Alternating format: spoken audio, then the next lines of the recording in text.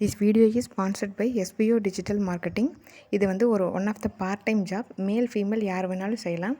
நீங்கள் work from ஹோம்லேருந்து செய்யக்கூடிய ஒரு குட் ஜாப். ஸ்கிப் பண்ணாதீங்க. பெரிய தப்பு. தினம் 300 ரூபாய் சம்பாதிக்க அரிய வாய்ப்பு. இன்ஸ்டாகிராம், ஃபேஸ்புக் பயன்படுத்த தெரிந்தால் போதும். Content post and content publishing மூலமா தினம் 300 ரூபாய் சம்பாதிக்கலாம். இந்த வேலை செய்ய 5 நிமிடம் போதும். Work training support, group communication support, all language customer live chat support, முக்கியமா சொந்தமா ஒரு பிசினஸ் ஸ்டார்ட் பண்ற அளவுக்கு உங்களால கற்றுக்கொள்ளவும் முடியும், சம்பாதிக்கவும் முடியும். இந்த வேலை வாய்ப்பு வழங்குவது 5 வருடத்திற்கு மேல ரன் ஆகிட்டு இருக்க நம்ம தமிழ்நாட்டு company school of business organisation private limited. மேலும் விவரங்களுக்கு டிஸ்கிரிப்ஷன்ல கொடுத்திருக்க நம்பருக்கு வாட்ஸ்அப் பண்ணுங்க. இன்னைக்கு வீடியோவில் உங்ககிட்ட நான் என்ன ஷேர் பண்ணிக்க போகிறேன்னா, தாய்ப்பால் ஏன் கொடுக்கணும், தாய்ப்பால் எங்கேருந்து சுரக்குது, எப்படி 2 வருஷம் 3 வருஷத்துக்கு மேலெலாம் தாய்ப்பால் கொடுக்குறாங்க அப்படிங்கிறத பற்றி உங்களுக்கு நான் வீடியோவில் டீட்டெயிலாக சொல்ல போகிறேன். சயின்டிஃபிக் டேர்ம்ஸாக சொல்ல மாட்டேன், ஏன்னா எனக்கு அதை பற்றி சயின்ஸ் ரிலேட்டடாக எனக்கு தெரியாது. பேசிக்கலி நான் எனக்கு தெரிஞ்ச விஷயங்கள்ட்ட உங்களுக்கு நான் ஷேர் பண்ண போகிறேன்.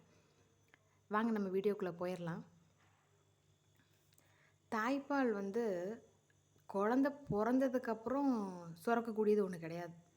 நீங்கள் நம்ம கரு உண்டானதுக்கப்புறமே நம்ம அடிக்கடி நம்ம நினைக்க வேண்டிய வார்த்தை, நான் என் குழந்தைக்கு தாய்ப்பால் தான் கொடுப்பேன், என் குழந்தை அம்மா கிட்ட ஆரோக்கியமான தாய்ப்பால் எடுத்துக்கிட்டு தான் வளருது அப்படிங்கிற வார்த்தையை குறைந்தபட்சம் ஒரு நாளைக்கு ஒரு முறையாவது நீங்கள் மனசில் எண்ணிக்குங்க. ஏன்னா அவங்களோட எண்ணங்கள், அதாவது நான் குழந்தைக்கு தாய்ப்பால் கொடுப்பேன் அப்படிங்கிற எண்ணம் இருந்தால் மட்டும்தான் தாய்ப்பால் சுரப்பே ஒரு அம்மாவுக்கு இருக்கும். எண்ணத்தை ரிலேட் பண்ணி தான் தாய்ப்பால் வர்றது. என்கிட்ட பால் இல்லை, என் குழந்தைக்கு பால் பத்தலை, நான் பால் தர முடியல அப்படின்னு நினச்சிட்டே இருந்தீங்க அப்படின்னா கண்டிப்பாக தாய்ப்பால் சுரக்கிறது ஆட்டோமேட்டிக்காக நின்று போயிடும். தாய்ப்பாலுங்கிறது முழுக்க ஒரு அம்மாவோட எண்ணத்தோட தொடர்புடையது. 100% ஒரு எண்ணத்தோட தொடர்புடையது. ஒரு அம்மா பார்த்து நான் குழந்தைக்கு தாய்ப்பால் தரல, நான் நிறுத்துறேன் அப்படின்னு ஒரு அம்மா மனசில் நினச்சானா மட்டும்தான் தாய்ப்பால் சுரப்பே நின்று போயிடும், சுரக்காமல் நின்று போயிடும். அவ்வளோ சக்தி உடையது தாய்ப்பால்.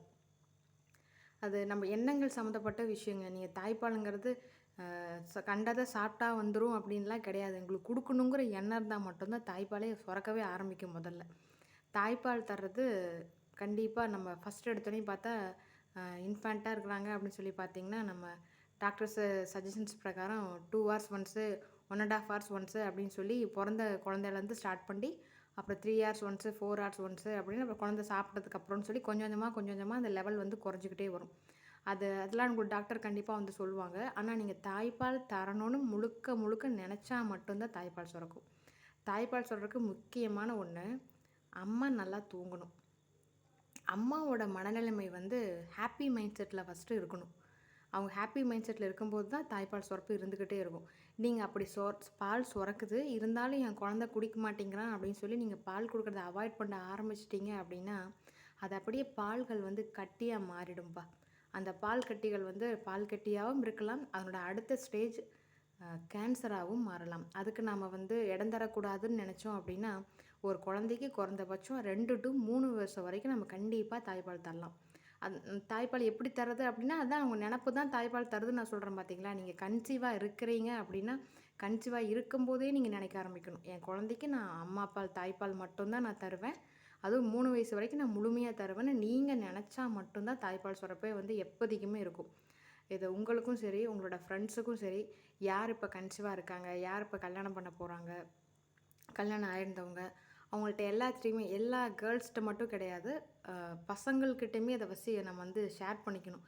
ஏன்னா நான் அம்மாவோட மனநிலைமையை அந்த கன்சீவாக இருக்கிற பீரியட்லேருந்து குழந்தை பிறக்கிற வரைக்கும் 2 வருஷத்துக்கு ஹார்மோன் பேலன்ஸ்டு மாறி வர்றதுனால அம்மாவோட மனநிலைமையை புரிஞ்சிக்க வேண்டியது முதல்ல பார்த்திங்கன்னா கணவர்கள் தான். அவங்க தான் முதல்ல புரிஞ்சுக்கணும். அவங்க தான் நமக்கு ஃப்ரீ ஸ்பேஸ் கொடுத்து தாய்ப்பால் தரக்கு அவங்க தான் என்கரேஜ் பண்ணணும், ஆக்டிவேட் பண்ணுறது எல்லாமே கணவர்கள் தான் பண்ணணும். ஏன்னா அந்த மென்டாலிட்டி அப்படி தான் இருக்கும். அதனால் ஃபஸ்ட்டு அவங்கள தெரிஞ்சுக்க வைங்க. அப்புறம் தெரிஞ்சவங்களுக்கு கண்டிப்பாக இதை ஷேர் பண்ணுங்கள். தாய்ப்பால் சும்மா வராது, உங்கள் நினப்பு மட்டும்தான் தாய்ப்பாலாக வரும். ஆரோக்கியமான உணவுகளும் சாப்பிடுங்க. தண்ணி குடிக்கிறத நிறுத்திடாதீங்க. நான்வெஜ் தான் டெய்லியும் எடுத்துக்கணும் அப்படின்னு அவசியம் இல்லை. அது நீங்கள் பச்சை பயிறு சாப்பிட்லாம், சுண்டல் சாப்பிட்லாம், கீரை வகைகள் சாப்பிட்லாம், பருப்பு வகைகள் சாப்பிட்லாம். நீங்கள் டெய்லி சாப்பிட்ற சாப்பாட்டு அளவில் இதை சேர்த்து சாப்பிட்டு வரும்போதே கண்டிப்பாக தாய்ப்பால் அபரிதமாக இருக்கும். உளுந்து எடுத்துக்கிட்டிங்கனாலும் நல்ல தாய்ப்பால் கைனீங்களாக கிடைக்கும். நீங்கள் நான்வெஜ் எடுத்துக்கூடியவங்களா இருந்தீங்கன்னா நீங்கள் வந்து மீன் சாப்பிடுங்க. எல்லாமே வந்து நான்வெஜ்ஜை விட நான்வெஜ்ஜில் நம்ம குழம்பு எடுத்துருவோம் பார்த்தீங்களா, அந்த குழம்பு இருத்த குழம்ப வந்து அதிகமாக சாப்பிடும்போது தாய்ப்பால் குழந்தை குடிக்கிறதுக்கு நிறையா உங்களுக்கு வந்து செக்ரேட் ஆகி நிறையா வந்துக்கிட்டே இருக்கும். தாய்ப்பால் கொடுங்க. குழந்தையோட ஆரோக்கியம் அம்மா கையில் மட்டும்தான் இருக்குது. அம்மா வந்து நல்ல மனநிலைமையோடு இருங்க. குழந்தை பிறந்துருச்சு அப்படின்னா நீங்கள் குழந்தைய மட்டுமே ஃபோக்கஸ் பண்ணி இருங்க. ஃப்ரீயாக இருங்க, ஹாப்பியாக இருங்க. தாய்ப்பால் முழுமையாக கொடுங்க. நன்றி.